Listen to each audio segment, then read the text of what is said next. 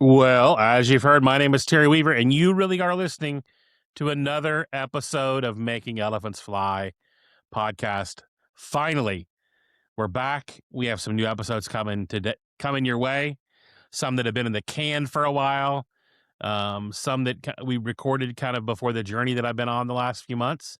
And as you see, Leslie, if you're watching the video, you see Leslie Weaver is here sitting next to me. That's me. That's you. Leslie's been on the podcast a couple times to do interviews.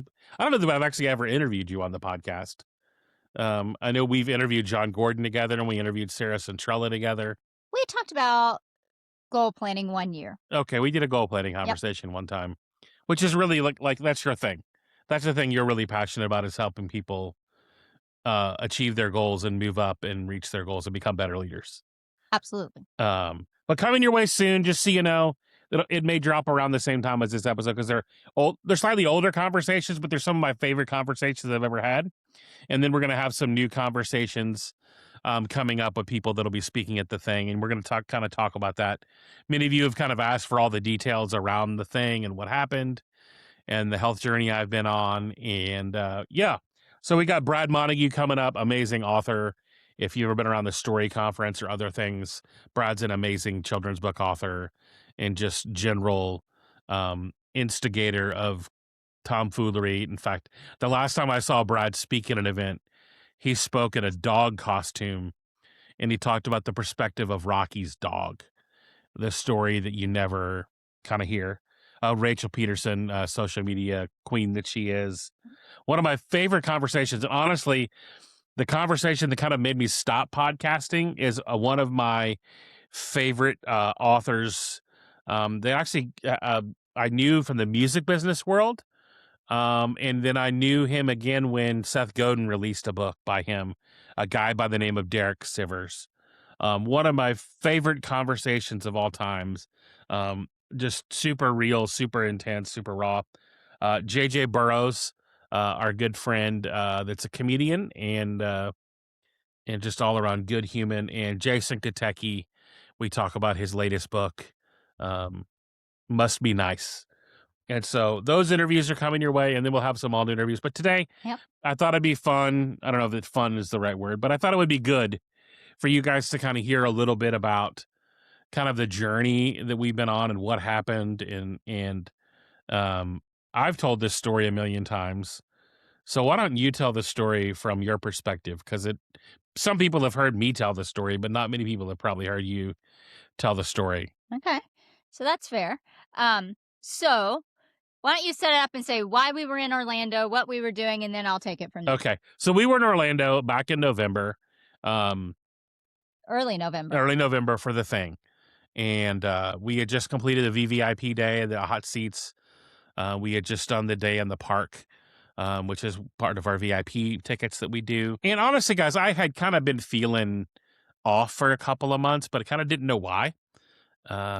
And I'm not sure that we've still actually figured out why I was off or where it came from. Or we've been to more doctors than I care to admit. In fact, this week alone, I think there's 3 doctor's appointments, which makes it hard to do anything else. Yep.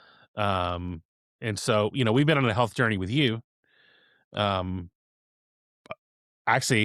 kind of tied to the thing before the very, very first thing was when you were diagnosed with MS. In fact, we had to rush home from the thing so you could officially hear the diagnosis of you have multiple sclerosis, and like I remember leaving that night because we were in Satuli Canteen in Animal Kingdom, and we looked down and our flight was going to be canceled, and we weren't sure we were going to make it. So we had to make the decision, like, do we stay up all night and not get any sleep for you to have this important medical appointment? We stayed at the stayed at the Hyatt at the Orlando airport. The airport, the hotel airport. Which, by the way, guys, if you're ever in Orlando and you've got an early flight, man, it was amazing. It was great. There's nothing like walking downstairs. We dropped our bags and going through TSA. Yep. It was great.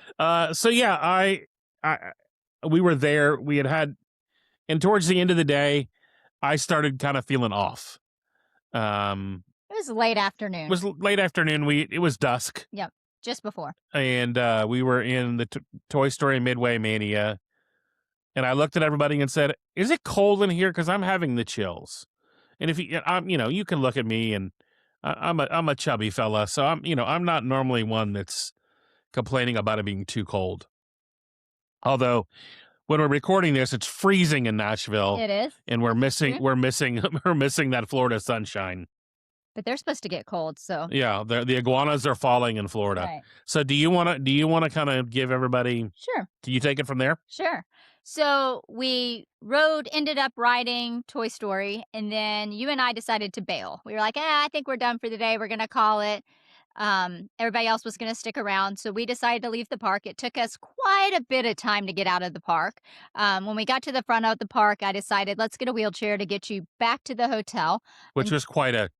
It was an adventure. That should have been they've taken all the entertainment out of Disney Park. We were the streetnosphere for somebody that night. We were on a boat. Luckily, you did not end up in the water, but it was very, very close because my wheelchair skills are not good. So you almost threw me in the water. maybe so. We could have cut short all of this if you'd have just drowned me right then.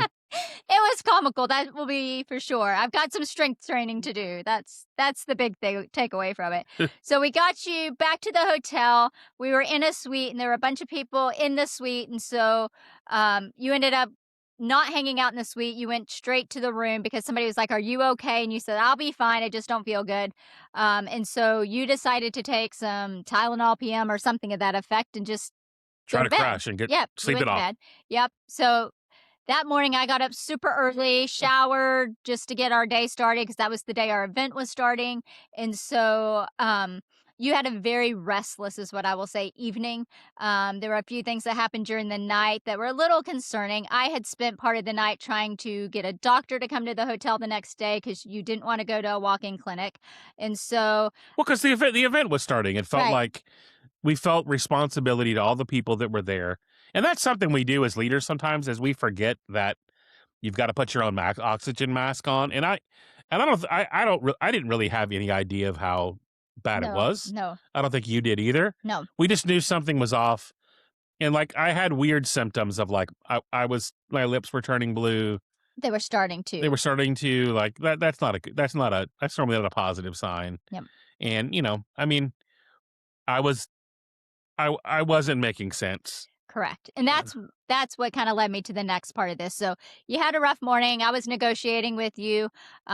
Which, for the record, let it stand that that Leslie Weaver says I normally make complete sense. So No.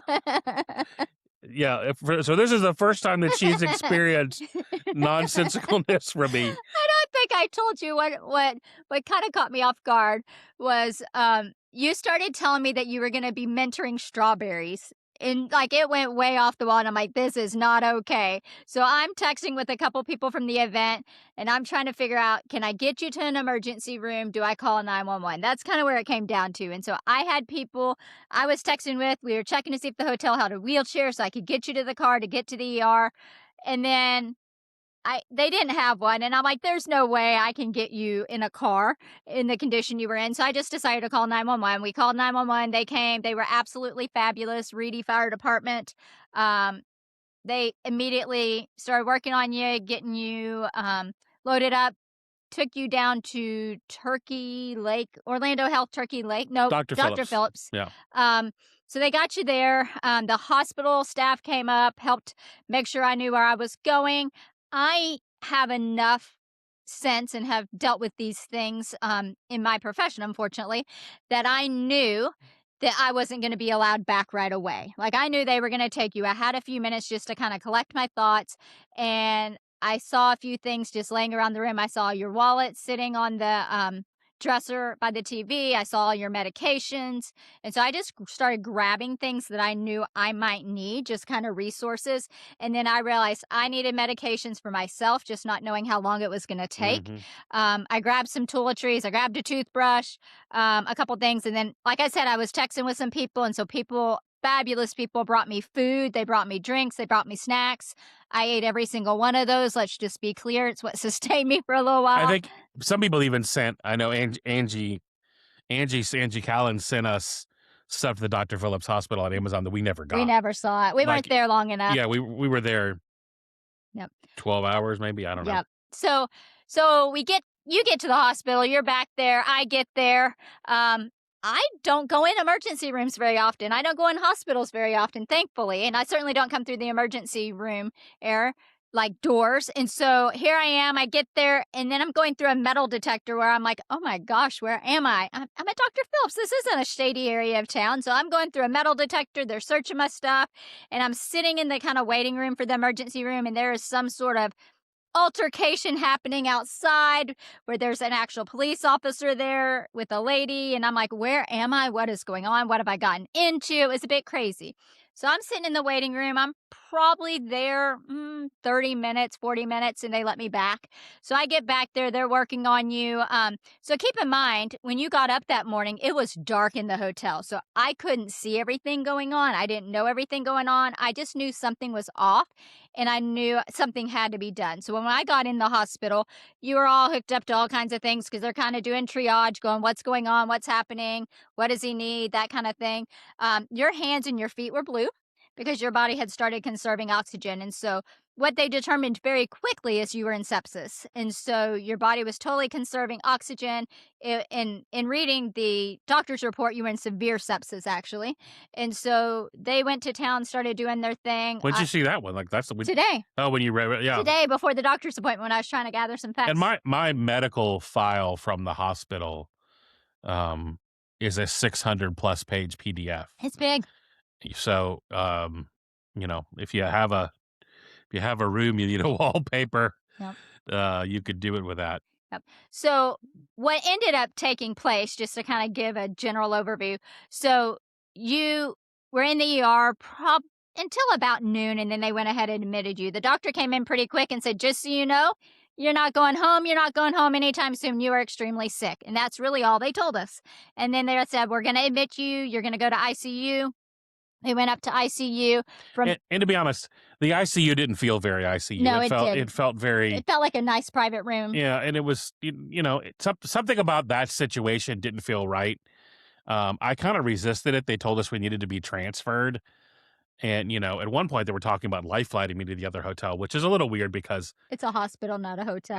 hospital. See, whatever. Yeah, but hey. It was not a hotel, I promise. At some point, we kind of joked about it being a resort because you sort of ICU was nice with the hot blankets. You had to kind of had to shift.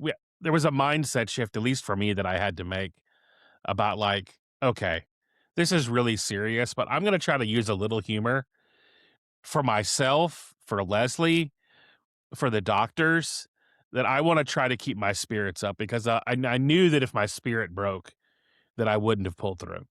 And so I tried really hard to, because there's a little weird part of it about they call it practicing medicine, and I don't say this to like insult doctors or anything, but at one point I think we had seen 40 to 45 doctors that show up on my medical records. Yeah, we're over 40. Over 40, and 38, 39 of them were probably fantastic. They were excellent. And then, but there were a few that had some rabbits they wanted to chase. The doctors at the first hospital, there wasn't the attending in the ER and the ICU was really convinced I had something to do with like a flesh-eating bacteria going on with my body, and that they needed to cut part of my leg and muscle out, and it was like possibly even save your leg.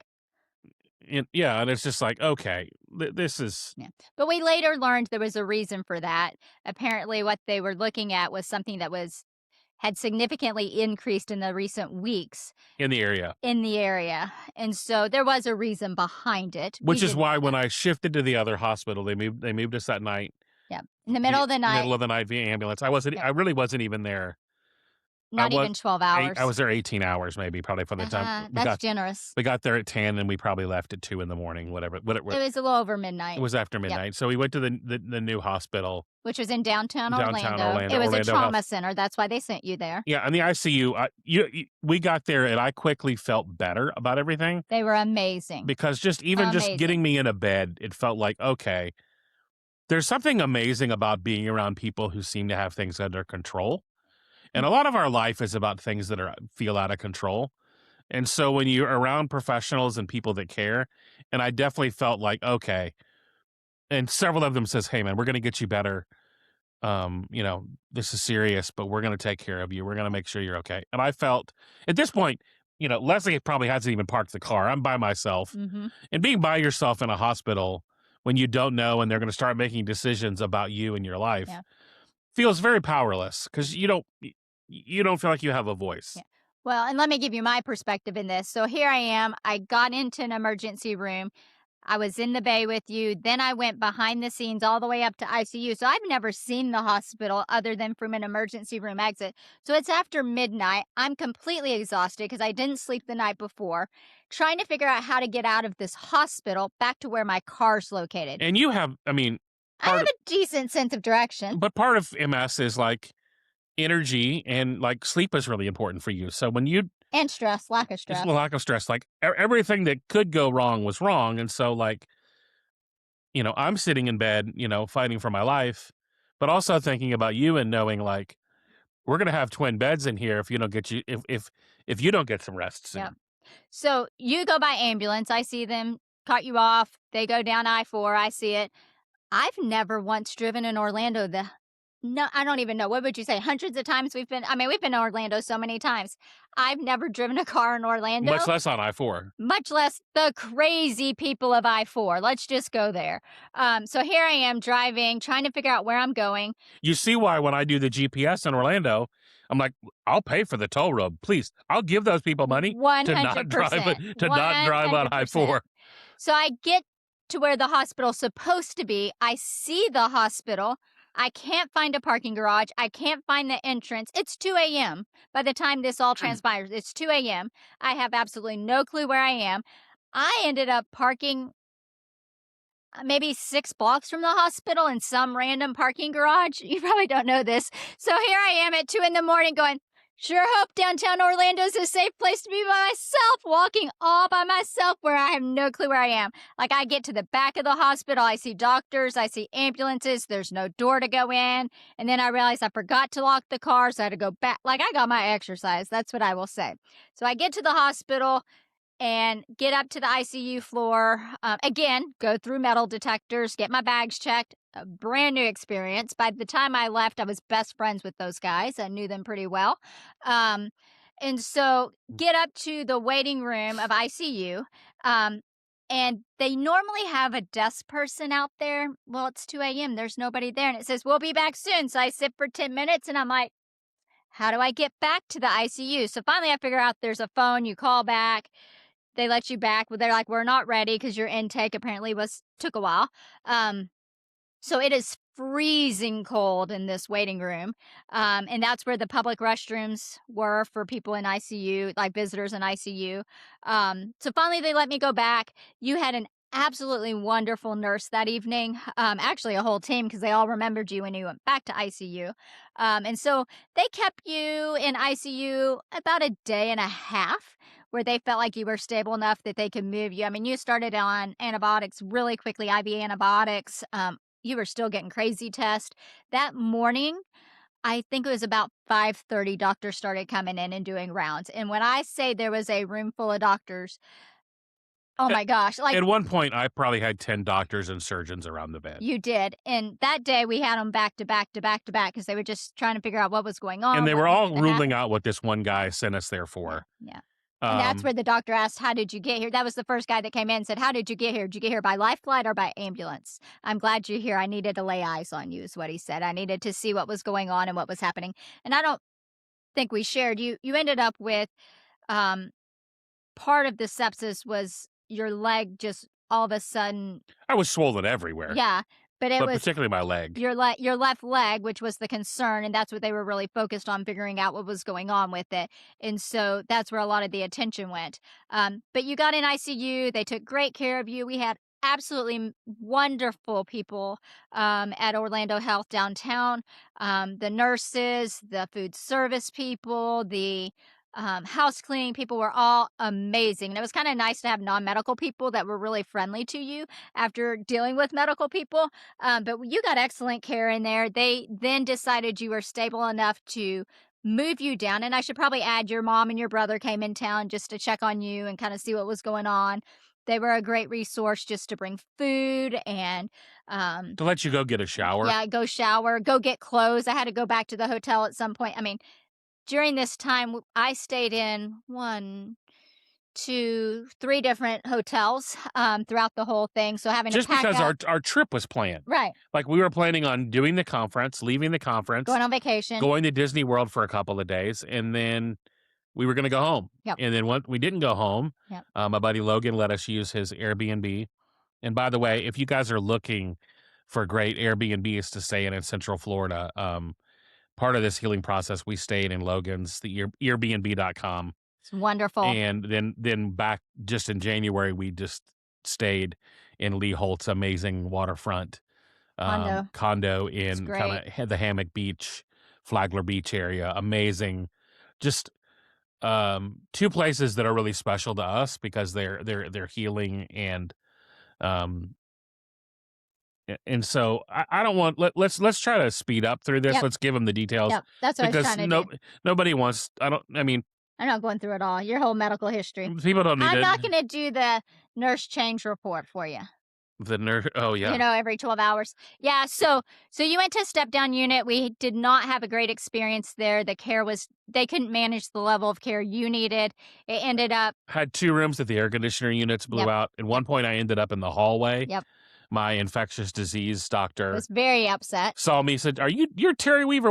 He literally said, why in the hell are you in this hallway? Yep. And that's where that next morning I moved out of there because I had a really rough night. Yep. And for some reason, I wasn't properly getting my meds through my IV. They weren't signing off on them or getting the approvals they needed to get that done. Yep. And so I got moved back to the ICU. And at that moment, they brought in the critical care team. And that Yeah. moment was kind of a scary moment because that was a moment where it was like, oh, this is Yeah, it was the rapid response the team. rapid response team. And they were, And they moved quickly. They they were basically said, fantastic. they said something to the effect of like, you're, this is life or death, but we're going to take care of you. Yeah, yeah, they were And great. It was a bunch of young gentlemen in their 30s. They were so confident. Yeah, and I think that was the thing is when someone's confident in their Yep. gifting, Yep. and they walked out, and these guys came in, they were funny, they had backpacks on, and they came in like literally like We got this. We can take it. like they were Avengers that had repelled They were from great. Batman's gotten Yep. hook. Given the situation, they were great. Oswald, if you're watching the video of this, is He trying to wants to stick. appear. His nose wants to appear on the episode. Yep. Um, So you went back to ICU. They took great care of you up there. We had an amazing group of nurses and doctors up in that thing. We were very, I don't know the right word to use. Persistent. Adamant? Adamant would be a good word. We were adamant that when they released us the next time, we needed a better plan for step down. And so they honored it. They even let us stay an extra few hours in ICU to make sure that happened so that we were able to have a better plan and you wouldn't end up back there. One of the nurses that came in one night, and I don't remember if they were your nurse or one of the ones just switching out a bag or something, an IV bag, but they were like, why are you back? I did your intake work the first time. You shouldn't be back here. And we're like, we know, but we had a good experience in that. You had a little setback there. It took you a good little bit. Once you came back out, it was funny. You had a couple visitors, and you came back and never stopped talking for like probably 36 hours straight. And so it was funny. Just because the first thing that starts working, like really well. I mean, I was talkative during the whole time, just because. Well, and I mean, you were writing when you couldn't talk. And when I couldn't talk, I was writing because I had a breathing mask on. Just at night. Mhm. I was fine during the day, Yep. but they were putting a mask on me at night to help make sure Just extra support. just to make sure I slept. And I had very little. I was on oxygen, but I was fine. I mean, I wasn't. Yep. I wasn't. They didn't have me on a breathing machine or anything, but it definitely still felt very serious. And the amazing part of this is because people were still there from our event and our Orlando Absolutely. friends. We had people literally show up that I haven't seen in person in like 15 or 20 years. Our good friend Chris Markgraf came over he was sick, but he wanted to make sure that we got, he brought me tissues and And me Chick-fil-A. and you Chick-fil-A. And Yeah, Yeah, So you needed real tissues, not the yeah, I hospital wanted the real. nonsense. I'm a Puffs Plus man. I don't know if anybody else uses Puffs Plus. Oswald is really not sure about the fact that we're doing a podcast here in the middle of the afternoon, both sitting at my desk, but we are for you guys because I wanted you guys to kind of hear the story and I wanted you to kind of hear Leslie's perspective. Yep. We got discharged. We spent the next week at Logan's place. Yep. Um, and honestly, man, a lot of days Leslie sat in the hot tub and I sat at the pool. Um, and honestly, that was It was nice weather too. I took a couple Really pictures of nice weather. Leslie sitting there because, one of the perspectives of is like, okay, what's this like for her? You know, how would I feel if I was in the same spot she was? And like, I knew that she needed, I knew that as soon as we got to the house, that she needed as much healing as I did, that you needed rest. And so, honestly, for both of us, there's nothing more healing than a little sunshine, Absolutely. a little vitamin 70 D. degrees, bring it. And so, Logan took care of us and made sure the heater was working in the pool, and so Leslie could get in there and Knock it relax. out. I wasn't getting in the pool as much as I would have loved the hot tub, but um, we I ordered a lawn chair from Dick's Sporting Goods or something and had it delivered, and I just sat there by the pool, and drank my Gatorade and listened to music and kind of started thinking about where do we go from here? And one of the interesting things for me, and I've shared this a little bit, is when I kind of woke up out of this. Now, granted, the whole time that this has happened, my entire event Yes, we that need to we talk about that. worked for all year um, has happened without me being at it. You know, obviously, a lot of it went on, but Leslie speaks, I speak a couple times, and so that obviously made it difficult. Like we had loaded in all the gear that we used. But, things were missing and, like, things were in my briefcase that they needed, and, like, they just figured it out and made it happen, and I'm super grateful for my community, and, with all the people visiting, one of the things we learned is just the value of community and the value of who you surround yourself with, Absolutely. and, we definitely had a lot of just gratitude for the people that were around us, and, that just were there to take care of us, that were there to watch over Yeah. us. And it was great. You were talking about people at the hospital coming to visit, and that was really helpful because it meant I could leave for a couple hours, go shower, go do laundry, Because you were staying restock overnight. supplies. Yeah. Because I didn't wanna be alone. Well, nights were hard, and then they would come. I mean, they started rounds at 6 a.m. every day, Yeah, and and so we that's needed to be there. I needed to be there to hear that information. and So, 6 a.m. was late. I mean, there were days they were in there at 4:30, 5 o'clock. absolutely. Yep. They were taking blood from me at Yep. 4:30 and 5 in the morning. Yep. The days that I had a port where they could do that from me, I didn't care. Yep. The days where they had to stick me in my arm, I kinda did Yep. care. Yep. Um, but so, I mean, we definitely learned the value of that, and at the same time, the people that couldn't there were paying for flights for people to get to us. People were flying back in to help get our car home, Driving it home. driving it home. Ian, my boy Ian, and, And he brought me some pistachio goodness from yeah, he Bucky's. made a Bucky stop, and, yeah, I mean, just all kinds of, like, people who just went out of their way just to love on us and to make sure we were cared.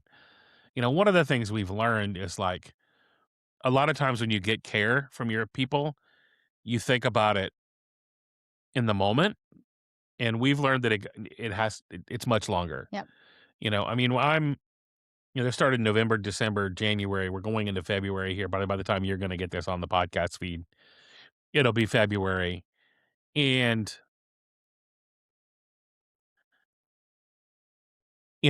like we were snowed in this week or iced in, and then 3 days of appointments. Yep. Um, and so it's made it very difficult for me to quote unquote get back to work. I've worked some, I've done some coaching, I've done my mastermind calls in January. Um, we've done some planning for the thing events, but you know, it's been very difficult to to get back on our feet and to we've kind of depended on you guys. Many of you contributed to the GoFundMe, and if we're being honest, we still need some help in that because there's still, um, I mean, the end of the year we sure as heck met our deductible. Right now, you We're know, getting close this year.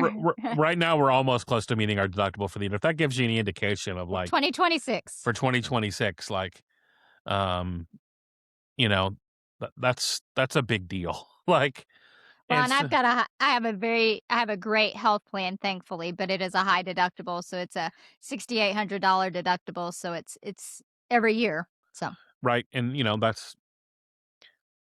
there's good to that too. And then if you're one, since we're a lot of small business owners, the strategy behind that for us is a lot of us get lulled into getting a healthcare plan that's like an HMO that has cheap copays, but a lot of those plans don't cover 100%. Like for um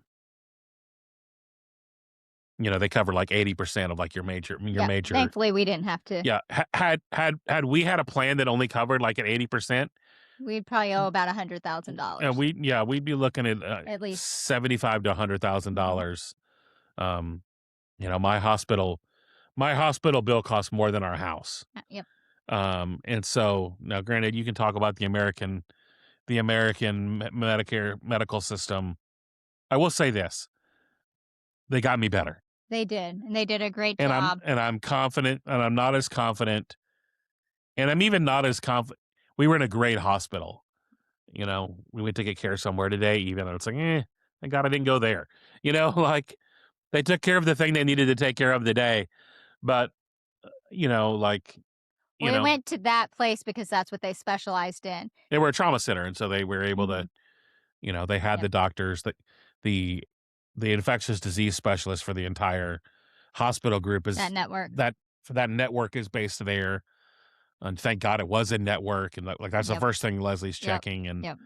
um, but yeah, guys, so it is a scary reality. Like my business has basically, um, you've probably been watching me online, and I'm still posting every now and then, but my business is kind of slown to a screeching halt. Yeah. Um, Well, and I think it's important to say when you came home, you you had a rough flight home. We were allowed to fly home and that was about it. You couldn't have walked to the through the airport or anywhere. yeah, And now, I mean, you're yeah. able to not a lot, but you're able to do more than you could. You still got a little ways to go to get I stamina mean, back and strength. when we left to the airport, I was using a walker, Yep. and then I used a wheelchair to get to the gate and back to the gate. Well, you Um, didn't get out of bed for 2 weeks I didn't get until out of that bed in last two day. weeks, and so like they basically say every day that you're in the hospital, and I was in the hospital 11 or 12 days, is 3 to 4 days of healing, Mm. just to get back to like zero. And I'm still, you know, I took a 3 hour nap 2 days ago, and then still went to bed at the regular time and slept just fine. Yep. My body is still slow to recover. My mind is definitely, sharpening back up. And I mean, I guess it kind of did right away because as I was sitting there in the ICU, I'm texting people and Leslie's apologizing, like, I'm sorry, because I started to think about the future, right? Like as you've just had a moment where it felt like this might be it, and you hear that, you start to think about what you want your future to like. And some of what I really want us to get to, and I don't want to miss out because we've done about 40 minutes here of yammering on about the medical side of it. What I really want to talk about is the stuff we've learned. Yep. Um, and one of the things I've learned in this process is just what I don't care about. Mm. And I think there's a lot of life where we spend a lot of energy caring about things that just don't matter. Um, Jody Messina has one of my favorite country songs called "My Give a Damn's Busted," Yep. and the sooner you can not care about things that don't matter, the better your life is going to be. And when you're staring at the possibility of your life maybe ending, and it's not like a surprise we're going to die. We all know we're going to die. Sure. One of the very first things I said to somebody is like, "What?" Somebody asked me. Um, Daryl Stinson actually asked me. He's like, "What? What? Do you have any thoughts on like feeling like you were staring death down. Like, what do you feel? What you would say to other people about that? I think I would, one of the things I would think about is just like, what does it mean to live? And there's a lot of people that are that haven't thought about their mortality and haven't thought about what like they want their life to be. And it's funny. I sat down and there's notes here on my desk about legacy that I talked to somebody or that I mentioned in a coaching or in a mastermind call. And it says legacy is about investing. Who is it in and what is it in? And one of the things we learned is we've invested in people. Hmm. We've invested in community. And not everyone that you invest in is going to return a dividend to you. And we've had to learn that the hard way too, of who was going to be there. Absolutely. And that was one of my favorite things is every day we had different people coming to visit, and the staff was like, hold up. You said you don't live here. Who are all these people coming to visit you? And so we still had people in town from our event. There was another event, some locals, people we didn't know, people you hadn't seen in a long time. So that was kind of fun to have that experience as well when you talk about people you've poured into. And I'm going to add one thing as somebody who um, a lot of times we're doing the support other people, help other people. And so from somebody who was in the hospital as a caregiver, one of the best things people did was give gift cards. And that sounds crazy, but being able to go get coffee, being able to order and have food delivered, to have supplies Instacart delivered to me. That's why I knew the security guards downstairs so well. Um, at the X-ray machine, as I'd have all my stuff, and they'd be like, "Your caffeine fix," kind of thing. And so that was really helpful as somebody in the hospital needing support. That was one of the best supports. Instead of people saying, "What do you need?" I didn't know what I needed, but knowing that my team was the one that actually did that, and I had resources available to me. Or just cash. They just Yeah, they just sent us. it was They asked fantastic. how they could send us money to Yep, help, and if and it was great. let them know if they needed Yep. money. So, all right, what else? What What you are got? what did from your perspective, like what were Well, your let me tell you some things I kinda learned, in that and this one's kinda funny. You were not on a food or drink restriction for a long, long time. I learned I could get my morning coffee by adding it to your they weren't measuring anything for you, so I could slip a morning coffee, a horrible hospital coffee, but I could get at least caffeine in my system, so when those doctors made the round, I could at least kinda comprehend it. 'cause you'd have your protein drink and you throw Yeah, that in there yep, and at least and I make would it. at least make it a little bit better. So, that was a fun thing I learned is how do I manipulate that system, and that was it until they put you on a drink and food restriction, and then I was hosed. So that's when Instacart came in and I could order my own. Um, so that was one of the things I learned. I also learned what I could and couldn't get and when to get it. And that sounds weird, but I kind of was able to learn the schedule and flow of how things worked. And so if I knew they worked 12-hour shifts and was it 7 or 8 a.m. was the magic hour. So if I needed something, it needed to be at least an hour and a half before that or an hour and a half after that in order to get something. And so if we needed ice packs or other things, you just kind of learned this is how I ask for it. This is how I get it. Um, the nurses' aides were some of the best people. They were the ones who would be like, "Hey, we learned sherbet was the best thing they had there on the floor," and so they would get you random things if they could help you with it. They was the people that could kind of slide some things for you to help you out, meet your needs, kind of thing. So that was something I learned. Anything like emotionally or like as a leader I'll tell you or that just about us or about, yeah, well, I was gonna say that rapid response team I probably learned the most yeah, from. There was them and then some of just the calm and the the chaos. PT and the OTs were also great. And so, um, with the rapid response team, I mean, they just walked in and took charge and were in control. They knew what they were doing. It was a bit crazy. It was a bit chaotic. I mean, we had so many doctors coming in there very quickly. But they worked so well together as a team and they knew what they were doing. They knew how to work and coordinate the efforts together. And that would be the same thing I would say about the PT and OT. When they came in, they recognized the nurses had a lot of work put on them. And so they would say, "Hey, I got this. You don't have to worry about it this time. I'll take care of this." Because they just worked as a team together and supported each other. And that was really, like, for me, it was in my line of work, it was like, "Oh, I wish my people did that when they had, when they're together and we combine them." So, like, today's a snow day, we throw people together that don't normally work together because it's all hands on, whoever can get to work. And my hope is what I saw those people exhibit, whether it was the PT nursing, well, the PTOT, the rapid response team, the way they managed that and just made it work and work together. That's what I want to see my team do, especially when things get chaotic, like it probably is today a little bit first thing this morning when we reopen, and it's a little nervous driving and getting to work kind of thing. And so that was a big piece of it. Um, yeah. So Yeah, I mean, I think like emotionally, just you know, you're also trying to not think about what's. There's a certain part of your body that is like, you know, protecting itself. mhm.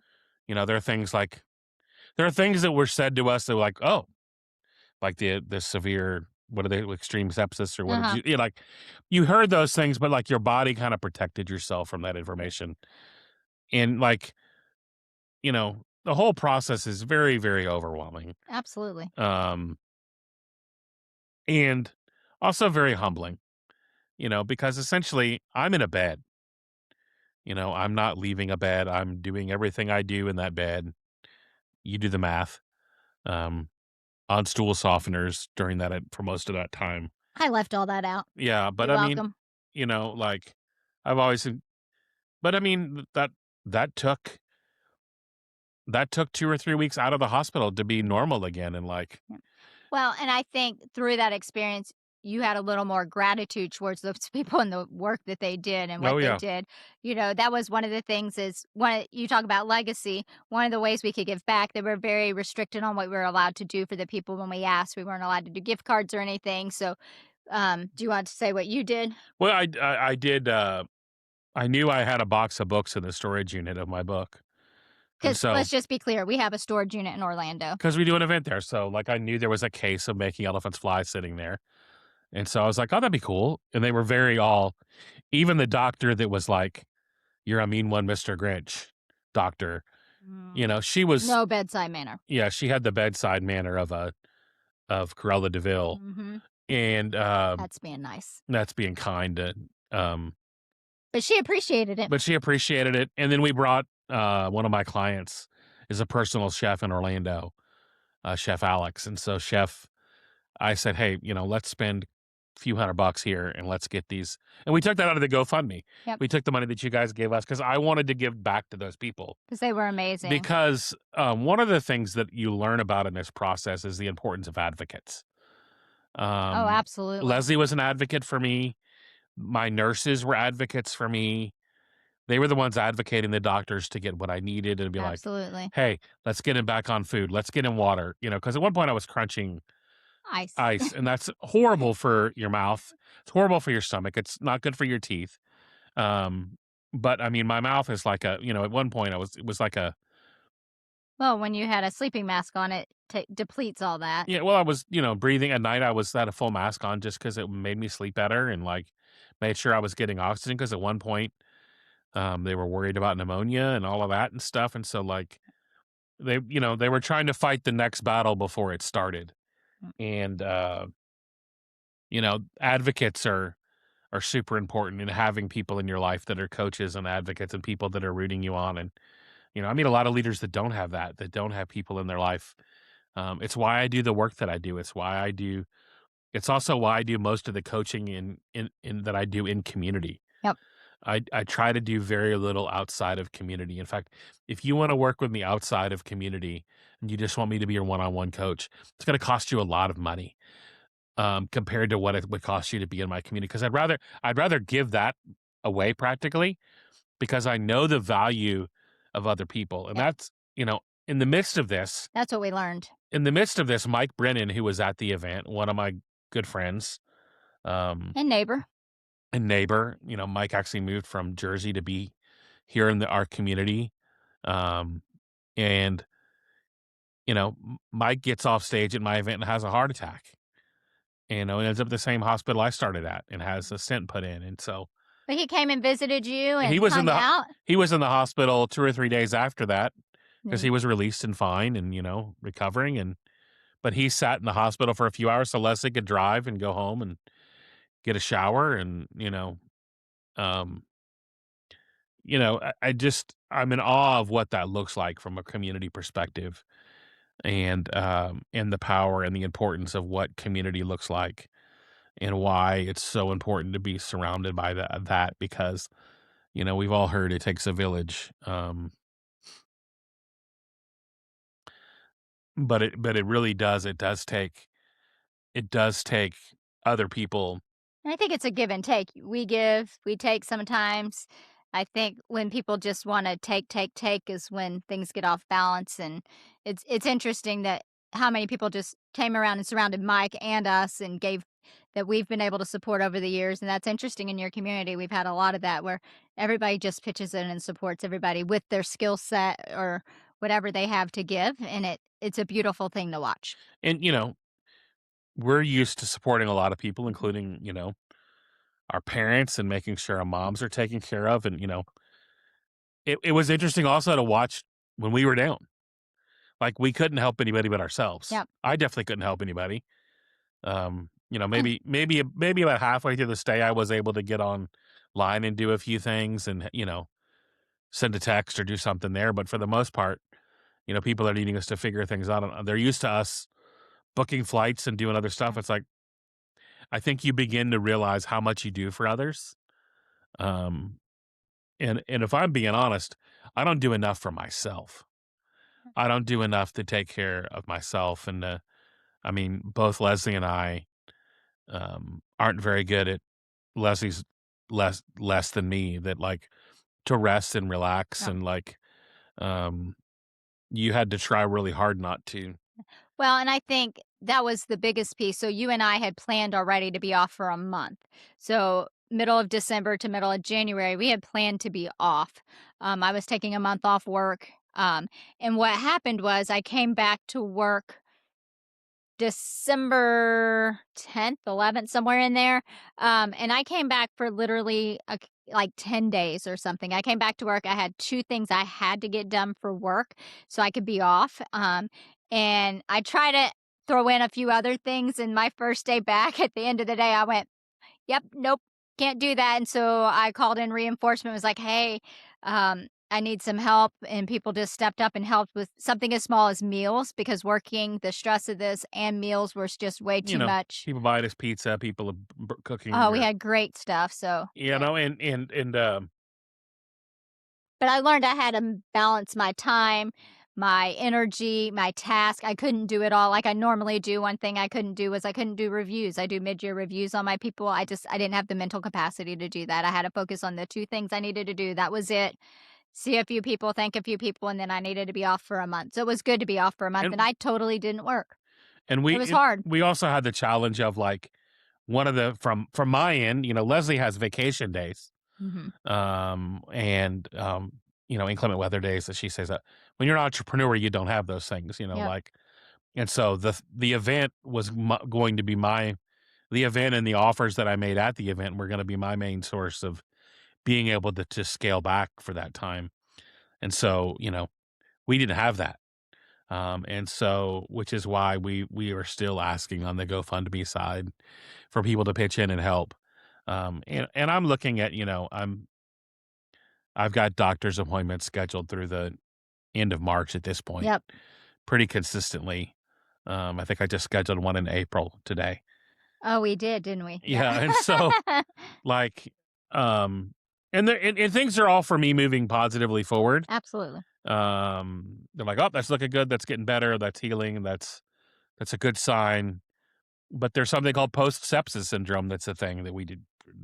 No, nobody told us about. Um, and so, um, nobody really prepares you for all of this. They send you home with some prescriptions and a handshake and a good luck wish. Mhm. Um, and moving forward, we've got both thing events planned this year. Um, Maybe we'll get to do our talks. yeah, we'll do. Yeah, we got some doozies of a talks that have been You'll be marinating. yeah, wow. That have been marinating.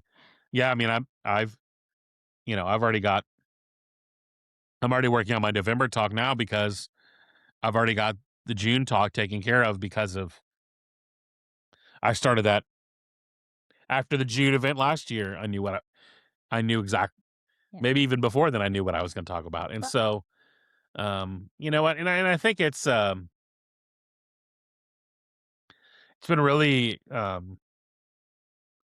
it's weird to admit you need help. yeah. You know, because I think you and I are both we spend most of our life making sure other people are better. We've kind of dedicated our life's work into helping people improve, whether it's reaching goals or become better leaders or to actually achieve their dreams and to launch their businesses. So it's weird to be the one that's kind of raising your hand and saying, I need help. I need your help to get through Yeah. this. Can we talk about one of the fun things we did get the opportunity to do? Yeah. So back in November when we were driving, so we ended up driving to Orlando. That was not in our game plan, and it ended up being a great thing that we did. But when we were driving, we drove through Alabama, and as we were driving through Alabama, we were like, "John Maxwell's going to be down here We were, December 2nd. well, Let's go!" well no, I had already planned on doing that going But with we it. affirmed it on our We drive. affirmed it like, oh, yeah, it's not that bad of a drive. We could do that Yeah, after. and it's fairly decent price for. Yeah, we were going to go see John Maxwell, which is something that I had seen John speak live before. But Leslie has a lot of respect for John, and he's kind of one of her, your heroes and someone that you've enjoyed kind of learning from, and Grandpa John, That's right. and he's your friend, That's right. and so that quickly disappeared Yep. because That's the day that we was basically actually the flew day I home. flew home, That's when we flew and home. so we knew that wasn't going to happen. But as 2 or 3 days before, maybe the day we knew we were getting out. Mhm. Because in fact, they came in and said, "Hey, I can release you today, but I would feel better if we pumped you full of antibiotics Yep. overnight. Yep. Would you stay through lunch tomorrow? That's the plan, if that's okay with you." And I And was we like, needed to get you out of bed. "And we needed to get you out of bed and moving and more." Mhm. And so I had seen an ad that John Maxwell was going to be in Orlando for an event In in January. January, and And I we was were like, there. we were already knew we were Yep. gonna be there, and I was like, well, let's just get tickets to this. And they had VIP tickets that had where we we could meet John, and so Take a photo. take Real quick. real quick. I've had longer photos of Mickey Mouse than we got with John Maxwell. Yeah. We get to see Craig Rochelle. In fact, I made a It's joke about great. Craig Rochelle being Santa Claus because it felt like you were going to see Santa when you were. And that was kind of your test to see if you could make it through sitting all day at an event, and you did great. Yeah, So, and so made progress. yeah, mainly because they had a coffee bar in the lobby too, which also helped. Yes. But one of the things we kind of we wanted we realized we need to do is like as a leader, like sure I host events, but I don't get to go to them often that I'm not speaking at. Mhm. I'm often going to an event and speaking, which is great because your peers are there and you're learning from people. But sometimes it's nice to go in. Now, granted, I wasn't incognito because it was Orlando. People came up to me and knew Yeah. who I We knew was. a few people there. People are DMing me. It was We knew the host. we knew that the host lives in Franklin and is someone who we've hung out and had coffee multiple times, and so like Small world. I didn't put two and two together that he was going to be at the event. Um, and we forget the importance of like refueling That's what I was ourselves. about to say. We got to pour into ourselves and grow, and then we also have to rest. It's balancing those two things. I think that's been the core thing we've had to learn is how to rest and how to grow ourselves in a healthy way. Yeah, and I've had to learn just whatever my energy is to own up to it. If it's like, I mean, and you've learned to let me just do that too. Like, you said, I was like, why'd you let me sleep so long? It's because you needed to sleep. You needed your rest, and I think rest is healing. And I think so much of our culture is about hustle and about hard work and about pushing forward that not enough of our energy is put on rest and healing um and also being around people that give you life. Hmm. And we can find ourselves around people who suck the life out of us. Hmm. And I think it's super important to be around people who, Well, and one thing you said somewhere along the way was through this, you learned when I say I'm exhausted and I don't have any more energy, you now have a little deeper understanding of what that means. Because yeah, when your battery dies, you are done and a nap isn't going to cover it. and I think you kinda learned that the hard way and had a little understanding, especially in the summer when the heat zaps me, you're like, "Oh, I understand now." Yeah, I've definitely got empathy for Leslie's, um, situation with energy and, I'm normally I'm the guy that powers through because somebody else needs help, and I think as a leader, that sounds like a positive trait, but I'm realizing it's a negative trait Yep. because often the person that gets sacrificed in that situation is you, and, I think we have to do a better job of, like, Um, looking back, you're able to see a lot, right? Like Mhm. I see that my energy had been low for a while. You'd even had a couple. I've even had a couple people in the community call you Yeah, we'd or had some message you. we'd had some conversations. Yeah, Ryan's texting you, going, "Is Terry okay? Something seems off." And um, I think you got to have people around you that you can listen to, and um, one of the things I hear that's a pet peeve of mine is it's just business. Well, it's not just business, it's personal. And I only do work that I care about. I don't have time, and I'm gonna be that even more stingy with this moving forward. I don't have time to do work that I don't care about. Yep. I don't have time to work with people who I don't passionately care about their success. And it's not just about a monetary now granted, I can't help anyone if I help everyone for free. Correct. Because I don't have a bucket of money that's sitting in the corner just allowing me You to. didn't win the $1,000,000,000 lottery? No, Oh. I think we played once during all of this because there was that there was like $1 billion lottery. I I was think on like, the way down. uh, er, Yes, we stopped at that. Oh, no, that was your boiled peanuts, never mind. yeah, we just stopped for boiled peanuts. In a very odd Maybe it place. was the boiled peanuts that did me in. Speaking of Alabama, we get to this place for boiled peanuts, and I get to the boiled peanuts place. It might have even been It right was across like the. a shack. It was a shack that sold all the things. Maybe it was right across the Florida state line. All the things. All the things that are Mainly legal? legalish. Yeah. Dep- You went for boiled peanuts I went because for that's boiled what the peanuts, which sign was said. luckily which was under a tent, which is what you're looking for when you buy boiled peanuts. You don't want the prefabbed gas station Yep, ones. yep. And if you don't understand boiled peanuts, you've never been to the South. They are the caviar of the South. Mm. Um, No, thank you. and honestly, boiled peanuts are kind of an interesting thing because we find comfort in things that are familiar, and like I remember going to the beach or going to the lake with Nanny and Papa and going through the Carolinas somewhere and stopping to get boiled peanuts. Mhm. And they were reminding me of a different, simpler time. Yep. And this process has reminded me of like what the time is moving, and then my time is limited, and then I'm not promised tomorrow. And um I left with a renewed fervor to help more people than I've ever helped before. And that's one of the things we spent when we were in Florida this last time, is trying to figure out how do we help more people? How do we serve more people? How do we grow the thing? How do we get more people here because we do want to help people? And how do we let more people know about it? And what kind of things do we need to be doing to let more people know about it? Um, how do I help more people as a coach? What's my ceiling? How many people can I help? And the answer is just a few more.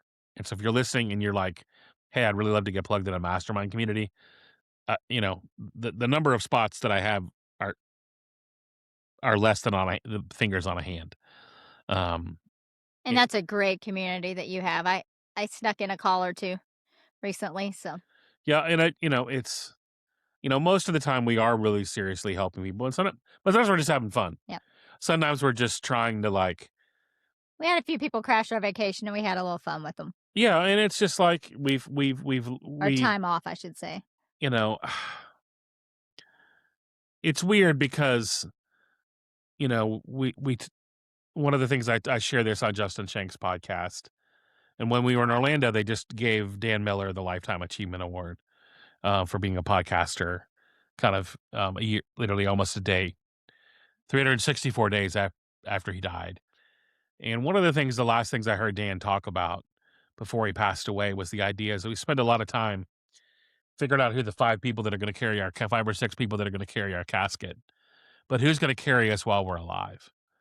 And I think it's, incredibly important and, to think about that.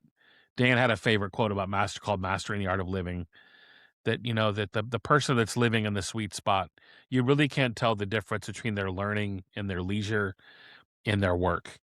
Um, that the lines are pretty blurry because they're always living, they're always loving, they're always serving, and that's not to say we're always working because, we've gone to Jamaica with my community. Yep. We've done a lot of fun things. You've been to the mountains? We've been to we've written into the cabin with a bunch of these people, because I do believe, Savannah Bananas? the Savannah Bananas. I do, obviously Disney a lot. Yeah. I do believe that iron sharpens iron, and that when we get into these different environments that make us think differently and feel differently, you do form bonds. And not everyone gets it.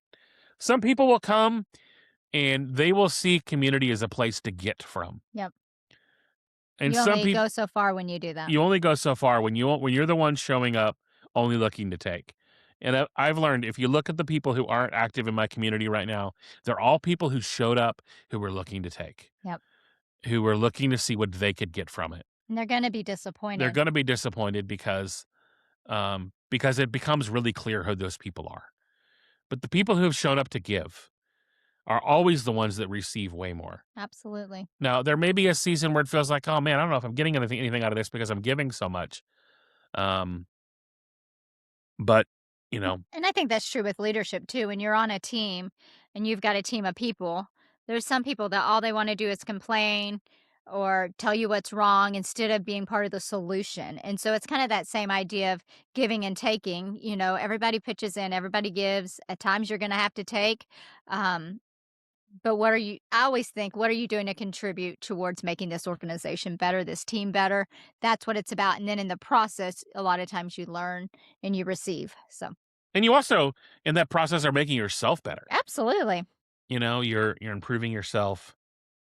Leslie, do you have any parting wisdom or parting thoughts or things that you wish we had? One thing as a leader and in the role that I'm in, where I lead a team of people, I always try to be empathetic when people are going through difficult times. And, one of the things one of the people said, I was like, I try to have gratitude when people do things and always go the extra step and say thank you was something my father always taught me. If he gave me a ride to school, I had to make sure I told him thank you or I didn't get a ride the next day. And so it was ingrained in me. And so I said thank you to somebody and they said, well, of course we would give. I mean, with those gift cards, of course we would do this. You're always giving and supporting us. So whether somebody's had a death in the family, somebody's critically ill, going through a difficult season, just having that caring and checking up. That's another thing, is checking up, just noticing and checking up, remembering key details of things, just to be empathetic to people. And when you're a leader, it really goes a long way, and especially when you're genuine about it. So, And to check in on people, absolutely. and I would say, just kind of, even from our perspective, I think we learned, there are people that never checked in. Hmm. There are people, there's a lot of people that checked in the very beginning, heard I was out of the hospital, and were like, okay, cool. Yep. Um, but the journey doesn't stop, and our journey's still going. And I would say that, Well, they've told you it can take up to a year for you to be feeling 100%, that your body was under so much stress and so much duress that it can take a full year to get that energy and back and to feel 100%. So, I mean, and like I said, we know that there's part of this that's going to go into March and April. So, and that's just that's part of it. And that's part of healing, and that's part of this process. yeah. And yeah. Well, I hope you guys have enjoyed this episode. And if you want to hear more of us, let us know. Oh, you want to do We'll this some see. more? We'll see. Yeah, we may try to do some more things. Leslie is really brilliant when it comes to helping people set goals and helping people know how to, like, develop themselves as a leader and take personal responsibility for their own self leadership. And and I think, even just seeing, one of the things, Leslie hasn't always spoke at the thing. Mm. But a couple years ago, I pushed her and said, "Hey, someone had mentioned, "Why is Leslie never speak?" I was like, "I don't know, but we can make that happen." I know who that was. And, you know, you used to be kinda shy about that stuff, and what? Nothing. And now, now you consistently are one of the people that people look forward to hear, and you've watched how I've prepared talks, for 20 some year. You and I are very But different. we're very different, but we prepare very differently, Absolutely. but you've learned, even with the Blue I'm not Angels. flying by the seat of my pants like No, you. I don't anymore either. Yeah. I don't anymore either because I'm having to build a new toolbox. Yep. For years, I had a toolbox full of things. I didn't have to give a new talk all the time. The same. You could change it, I had 10 tweak it, talks that I could tweak. move around. Yep. Um, and so of course I could fly by the seat of my pants because I had a bunch of them, and it's I You went just went and, bloop, bloop, bloop, bloop, bloop, bloop. I DJ remixed them, and Yep. may have told the same illustration a Yeah. couple times. I don't work that way. But now, I use slides, and more often I have a couple of keynotes that I do when I go like to other people's conferences.